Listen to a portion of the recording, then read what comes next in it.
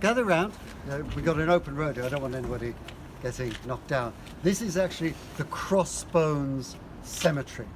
And it's got a very sad story to it. As I said, we are now in Southwark, and this area was owned pretty much by the Bishop of Winchester, because this, the kingdom of Wessex was established on this side of the river, and be careful, there's somebody. The kingdom of Wessex was here, and of course their capital was Winchester. Now, there were all sorts of businesses in this area, and the church, they owned a lot of the land, so they were taking rents and all sorts of things. Now, they call it the oldest or the second oldest trade in the world, and one of those was, of course, prostitution. And there were 39 ordinances. There were 39 ordinances written, and these were rules that applied to the prostitutes, the ladies of the night. And they would pay rent to the church for the housing that they were living in, and fines if they broke any of those 39 ordinances. And these weren't, fly-by-night ladies. These were people in abject poverty, really.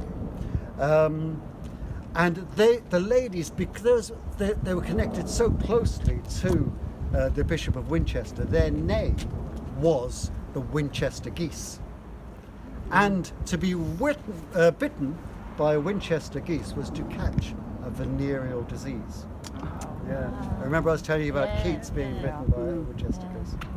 Now, the other peculiar thing actually around here, of course, these ladies, they would pay their rents and they would pay their fines to the church. And actually those ordinances were signed by none other than St. Thomas a Becket. But they were deemed women, fallen women who had sinned. So they were not allowed to have a Christian burial. Instead, they were interned here in unconsecrated ground. When the Puritans under Oliver Cromwell established themselves here, they took away all of the theatres, all of the bear baiting pits, all of the stews. This was the name of the brothels that were here. And then over the course of time it became kind of like a pauper's grave. And it laid undisturbed for a long time. But then in the 1990s, Transport for London, they wanted to build an electrical substation for the Jubilee line. There was an extension on the Jubilee line. And they started excavating here, the story kind of untold. And they were disinterring hundreds of, about 150 bodies. Didn't they know it was there? Well, they did, but it had been laid buried, and sometimes you don't know what is true and what is not true. But they found a lot of the bodies, and one of them particularly was of a small girl, small stature, under 5 foot, about 4'10", and they looked at her skull, and it had syphilitic lesions in it and so on. And they reckon the age of that person was between 16 years of age or 19 years of age. So she was probably born through her mother with syphilis and probably followed her mother in there. Now there's one chap who really took up the cause of these ladies, and actually it's turned into a shrine. You can see this here. And these here are as a result of a little poem that he wrote, and I will read it to you.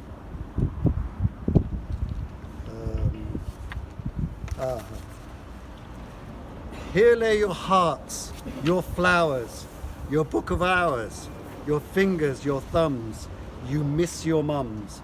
Here hang your hopes and your dreams, your might have beens, your locks, your keys, your mysteries. Lovely little poem.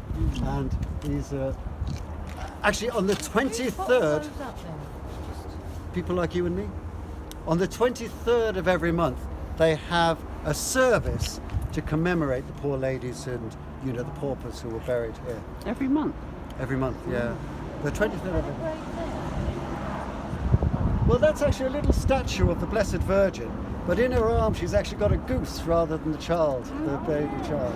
Yeah. In 2015, the Dean of Southwark Cathedral came down here and they held a service of remembrance for all of the people who had passed away here. So there we go. That's the story of Crossbones Cemetery. Okay, we'll move on to our next site. Yeah.